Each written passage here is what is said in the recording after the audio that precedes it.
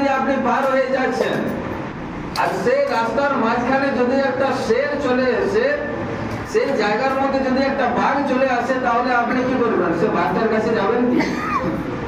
কেউ যাবেন? সেই बागदार काछे हमरा क्यों जाबो ना? मैं जिस रास्ते से जा रहा हूँ, अब उस रास्ते में अगर एक शेर चला है तो हर इंसान ये चाहेगा कि मैं उस बाघ से बच जाऊं, मैं उस शेर से बच जाऊं।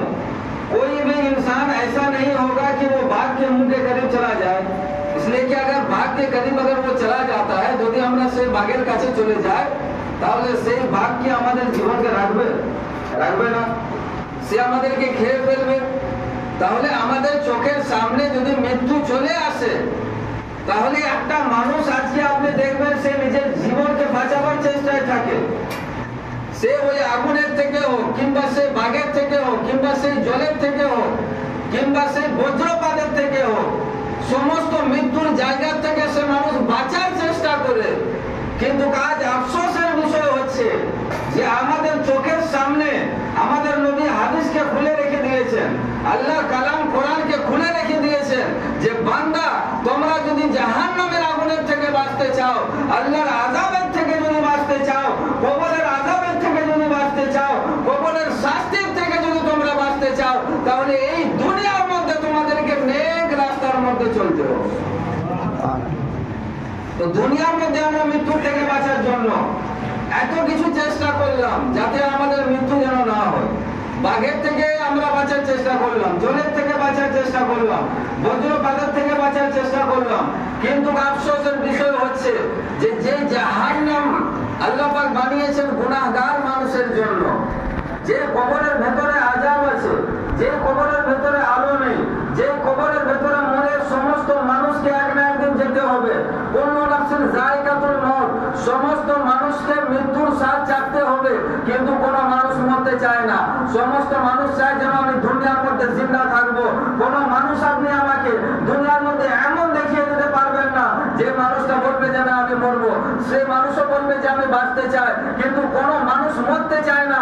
কিন্তু মনে রাখবেন, কুল্লু নাফসিন যায়কাতুল মউত, দুনিয়া একদিক থেকে অন্যদিকে চলে যেতে পারে। এই দুনিয়ার যা কিছু আছে, এই দুনিয়ার মানুষ, দুনিয়ার জায়গা জমি ঘর সব চেঞ্জিং হয়ে যেতে পারে, কিন্তু আল্লাহর কালামের মধ্যে আল্লাহ পাক যেটা ঘোষণা করেছেন, নবী হাদিসের মধ্যে যে কথা আমাদেরকে বলেছেন, সেটা কোনোদিন মিথ্যা হতে পারে না। মৃত্যুর স্বাদ চাইতে হবে। এই দুনিয়ার মধ্যে আপনি দেখেন মানুষ কেমন কেমন গুনার মধ্যে ডুবে আছে।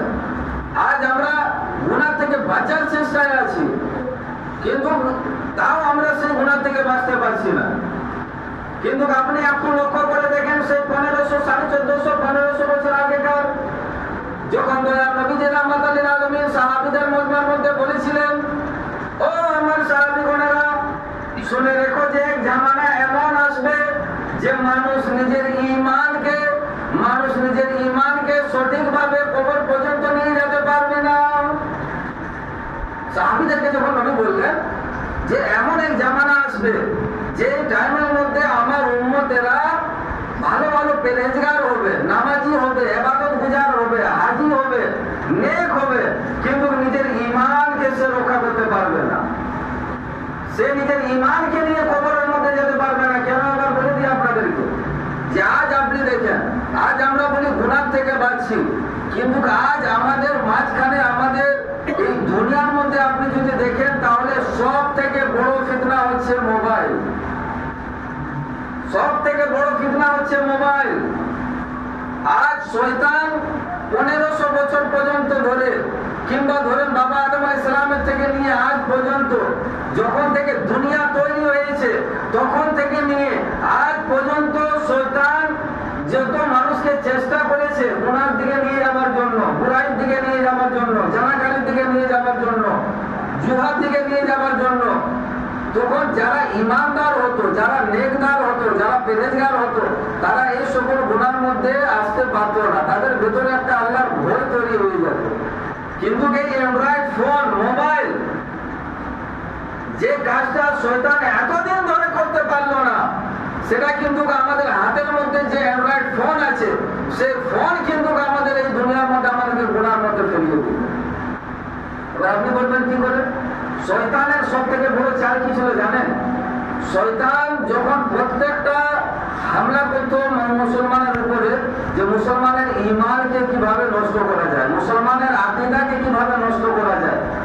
এই জন্য যে শয়তান তো মানুষের সঙ্গে সবসময় লেগে আছে। আপনি উঠছেন তখন আপনার সঙ্গে শয়তান, আপনি যখন বিছানায় যাচ্ছেন তখন আপনার সঙ্গে শয়তান। শয়তানের তো কাজেই হচ্ছে যেন আমি মানুষকে গুনাহগারের রাস্তা থেকে নিয়ে যাব। তো শয়তানের চালের মধ্যে সব থেকে একটা বড় চাল কি জানেন?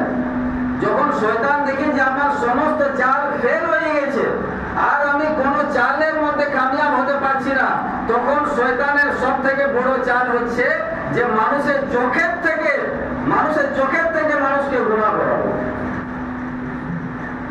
চালের মধ্যে যতগুলো চাল আছে শয়তানের, সেই চালের মধ্যে যখন সব চালে সে ফেল হয়ে যায়, তখন শয়তানের সব থেকে লাস্ট টার্গেট যেটা হয় সেটা হয় যে মানুষ যেন চোখের থেকে গুনাহ করে।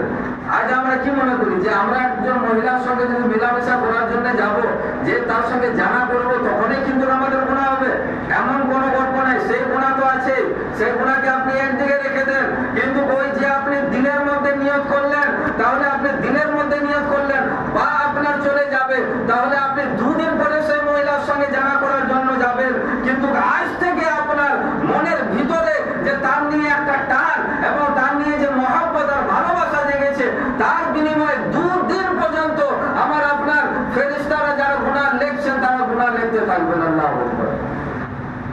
তাহলে আমরা কেমন গুনাহগারের মধ্যে লিপ্ত হয়ে আছি। আজ আমরা এই গুনাহগারের কাজগুলোকে কিছু মনে করি না। দুনিয়াতে তো বাঁচার জন্য আমরা অনেক কিছু ইন্তজাম করলাম, অনেক চেষ্টা করলাম, কিন্তু আফসোস যে আজ এগুলো থেকে আমরা বাঁচতে চাই না।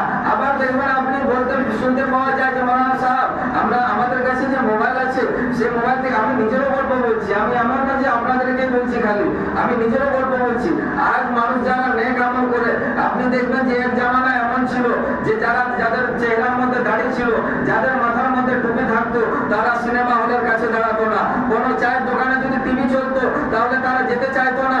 যদিও সেই মানুষ মুসলমান যদি চা খাবার জন্য যেত, একজন দাড়িওয়ালা যদি চা খাবার জন্য যেত, তাহলে সেই চা দোকানওয়ালা কি করতো? টিভি বন্ধ করে দাও, একজন নামাজি আসছে, একজন দাড়িওয়ালা আসছে, একজন বেরেজগার মানুষ আসছে, একজন নেকদার মানুষ আসছে। কিন্তু আফসোসের বিষয় যে সেই জায়গাতে যখন যাতে মানুষ ভয় পেত এবং দোকানদার ভয় পেত যে একজন নামাজি আসছেন এবং একজন দাড়ি টুপিওয়ালা আসছেন, আজকে আপনি দেখেন যে এই মোবাইলের মাধ্যমে এমন গুনাহ আম হয়ে গেছে যে আজ দুনিয়ার মানুষও জানবে না আপনি ঘরের ভেতরে বসে বসে আপনি গুনাহ করবেন।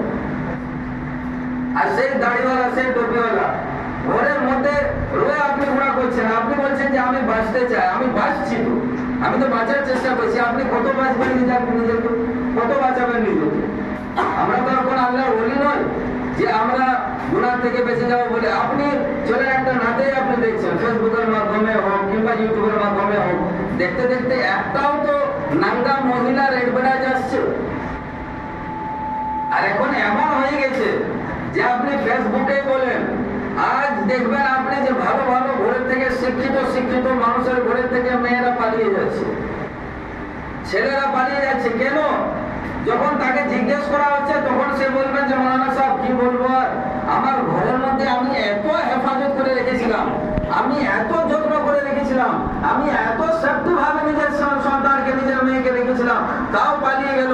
নিজের ঘরের দরজা আমি বন্ধ করে রাখতাম যাতে কোনো আলাদা ছেলে আমার ঘরের মধ্যে না আসতে পারে, তোর পুরুষ যেন আমার ঘরের মধ্যে না আসতে পারে, তাও আমার মেয়ে পালিয়ে গেল, তাও আমার স্ত্রী পালিয়ে গেল।